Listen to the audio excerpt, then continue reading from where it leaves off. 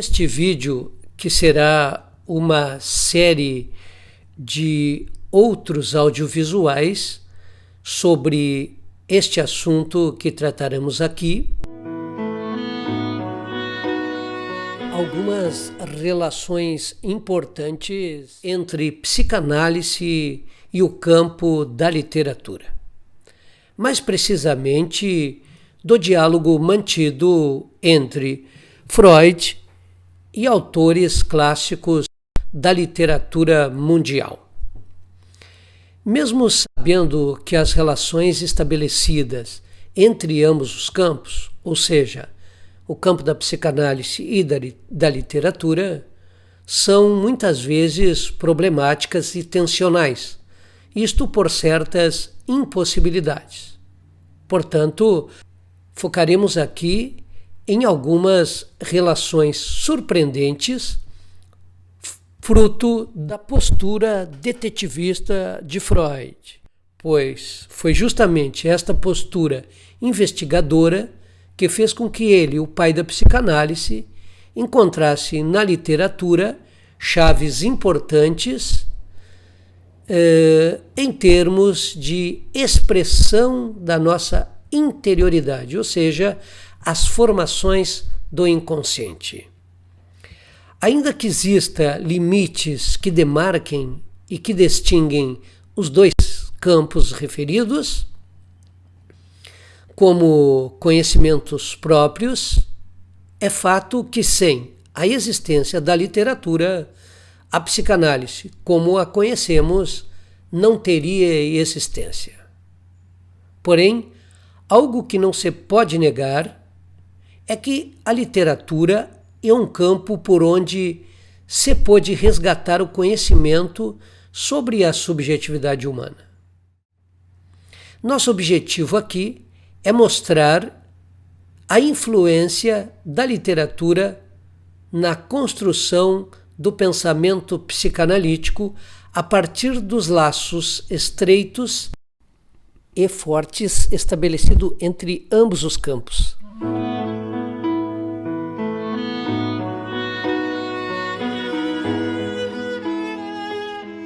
Freud sempre reconheceu sua dívida, ou a dívida da psicanálise, com a literatura. Esta dívida, aliás, é particularmente dele, pois desde cedo ele se sentia atraído pelos clássicos da literatura mundial. Quando ainda adolescente, ele já era um fascinado por este gênero literário. A título de ilustração e curiosidade, Freud, desde adolescente, vivia a maior parte do dia fechado em seu quarto, lendo, estudando. Chegava a almoçar no quarto para otimizar seu tempo. Nesta época, ele era um grande admirador de Michel de Cervantes, de tal modo que ele e seu amigo Eduardo Silberstein, da mesma idade dele, resolveram criar a tal de Sociedade Castelhana. Em síntese, a intenção de ambos aprender espanhol sem a intervenção de professores, mas somente através dos textos lidos, os textos literários, ambos que liam juntos, por exemplo, Dom Quixote de la Mancha, foi possível aprenderem então a língua espanhola. O fato é que a exploração da arte, particularmente a produção literária, proporcionou a Freud a possibilidade de estruturar e a complementar a sua teoria, a teoria psicanalítica. Freud sempre foi um leitor voraz, pois era um amante de livros. Em sua biblioteca em Viena, Áustria, possuía mais de 2.000 títulos. Freud, na verdade, sempre teve um respeito, uma admiração muito grande pelos poetas e pelos grandes escritores criativos. Ele nunca negou isso. Chegou a dizer certa vez o seguinte: O artista chega facilmente com sua intuição onde eu chego através de muito trabalho. Ele leu incansavelmente durante toda a sua vida obras clássicas da literatura mundial. Só para citar algumas, leu as tragédias de Sófocles, o Édipo Rei, de onde ele desenvolveu o conceito, o complexo de Édipo, que é um conceito fundamental em psicanálise. Ele leu também Fausto de Goethe, aliás, o autor mais citado na sua obra entre escritas e a própria obra. Leu também Hamlet e Macbeth de Shakespeare. Além disso, Irmãos Karamazov e Crime e Castigo de Dostoiévski. Freud foi um dedicado leitor e se tornou também um eminente escritor. Apesar das exigências científicas da época de Freud, ele lançou seu percurso pelo viés da escrita poética literária com vistas à construção do saber psicanalítico. E ao considerar o mundo íntimo das pessoas, ele conseguiu elaborar uma importante abordagem teórica vivida e concebida até hoje por psicanalistas e também enquanto abordagem por psicólogos e outros atores sociais ou a outros pensadores de inúmeros campos. O arcabouço teórico clínico, mais especificamente da psicanálise, dependeu muito da literatura. A psicanálise, a rigor, também é literatura. Sua linguagem característica não carrega fundamentos científicos como se fazem outras ciências humanas que buscam na realidade factual, na realidade material objetiva, a verdade. A psicanálise, se aproxima mais nesse sentido da antropologia cultural. Na obra de Freud, por exemplo, encontramos um talento literário inegável do pai da psicanálise. No relato de seus casos clínicos, temos um inegável deleite estético. Em vida, em 1930, aos 74 anos de idade, Freud ganhou o Prêmio Goethe de Literatura. Foi a única condecoração importante que recebeu em vida. A esse respeito, ele chegou a afirmar certa vez o seguinte: até aquele momento, não fui mimado por homenagens públicas, então arranjei um modo de poder passar sem elas.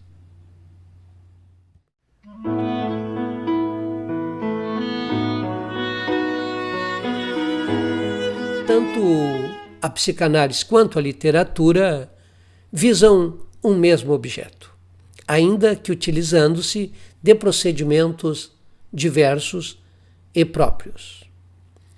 Ambos os campos procuram explicar e lançar alguma luz sobre a complexidade que é a alma humana, ou seja, o que há nela de conflitivo, de obscuro, de perturbador, de desconhecido.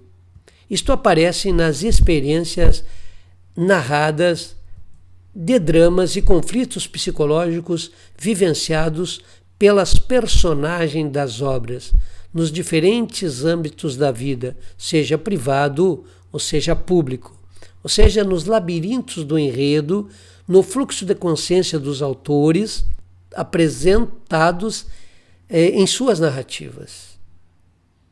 A obra de arte, a literatura por excelência, para Freud, é uma espécie de testemunho do inconsciente, daquilo que acontece no espírito humano. Tudo isso permitiu a ele escutar seus pacientes na clínica psicanalítica como personagens de suas próprias vidas, Seus relatos são narrações de experiências vivenciadas ou vividas em termos de seus dramas e etc.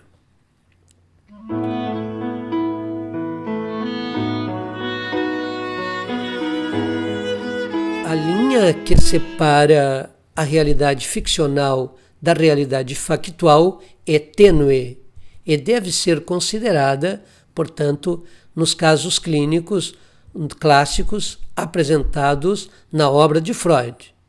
Por exemplo, O Homem dos Lobos, O Homem dos Ratos, para citar apenas alguns. Eles são apresentados, na verdade, de forma literária pelo pai da psicanálise. Nesses dois casos, constatamos a influência direta da literatura em seu pensamento, portanto, em sua obra.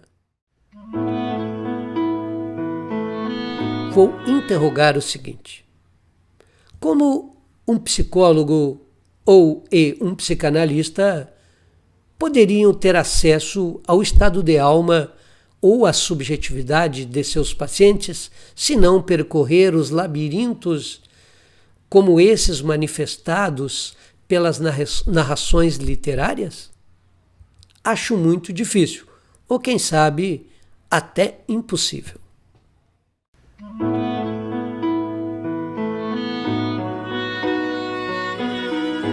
É notável o fato de que Freud impregnou-se, por exemplo, de Shakespeare e o incorporou em partes de sua obra. Ele, por exemplo, cita o dramaturgo inglês em um de seus textos chamado Obsessões e Fobias, de 1895. Freud explora a peça trágica Macbeth, de 1605, 1606, e foca na personagem Lady Macbeth, para ilustrar o caso de uma mulher obsessiva em que lava as mãos aproximadamente umas 100 vezes por dia. Uma personagem que, segundo ele, é um exemplo típico de personalidade que entra em derrocada ao alcançar o êxito. Freud escreveu, baseado na peça referida em 1916, o texto que se chama Alguns Tipos de Caráter Encontrados no Trabalho Psicanalítico, cuja segunda parte deste texto ele trata sobre os arruinados pelo êxito ou os que fracassam ao triunfar. Freud também escreveu em 1927 o texto Dostoiévski e o Parricídio. Nele, o autor cita os conflitos psicológicos dos personagens. Todos esses conflitos enfrentados e narrados na obra dos autores clássicos de que Freud lança mão.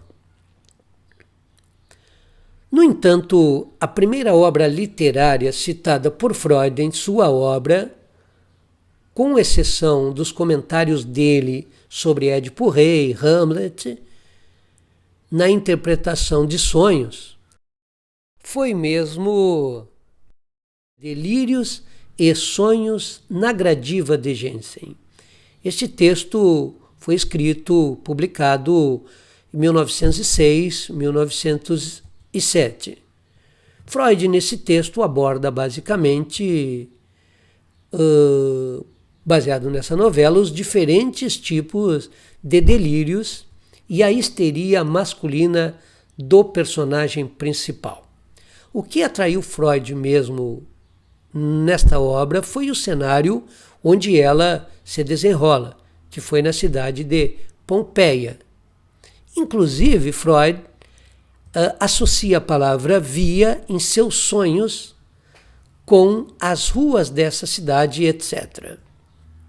Já em 1906, 1908, ele escreveu um outro importante texto tratando sobre os escritores criativos. Aliás, um texto fundamental, a meu ver, para quem tem interesses em tratar de Freud e a sua relação com os escritores ou com obras literárias. O texto referido que Freud escreveu nesta época chama-se Escritores Criativos e Devaneio. Nele, Freud explora justamente o processo criativo. Ele quis compreender o que leva alguém a se tornar um escritor criativo. A escolha de temas, a linguagem utilizada e os efeitos disso sobre o leitor. Freud, na verdade, quis refletir sobre o desvelamento do fantasiar para compreender o processo criativo referido. Nesse texto, ele interroga de imediato o seguinte: será que devemos procurar, já lá na infância, os primeiros traços de atividade imaginativa? Ele fez essa interrogação por entender que a ocupação favorita e mais intensa da criança é, de fato, o brincar. São os jogos, os brinquedos que a criança leva a sério naquele momento que está em atividade lúdica. E ele compara o brincar da criança à criação da obra literária, no sentido de que ambas permitem a criação do mundo próprio, onde os elementos são ajustados de forma que mais agrade ao sujeito desejante. Esse sujeito desejante, justamente, que criou aquela obra.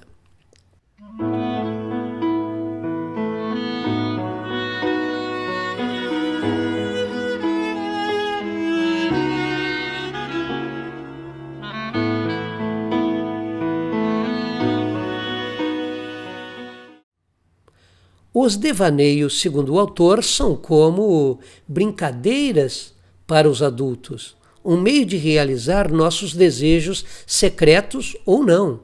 Esses devaneios são, desta forma, ainda que reprimidos pela moral e educação, quando eles se manifestam na obra literária.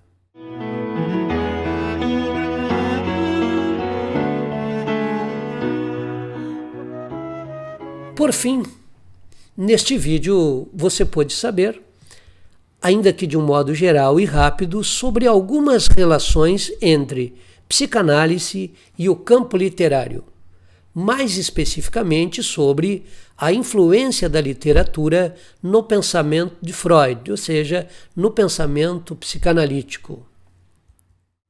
Em outros vídeos dessa sequência, será tratado mais especificamente sobre a influência, então mais direta, de certos autores em relação à teoria psicanalítica. Se você entender, portanto, que o conteúdo deste vídeo pode contribuir de alguma forma para seu conhecimento, então, por favor, curta nosso canal, pois você que nos assiste é nosso estímulo motivador. Preciso ir. Até o próximo.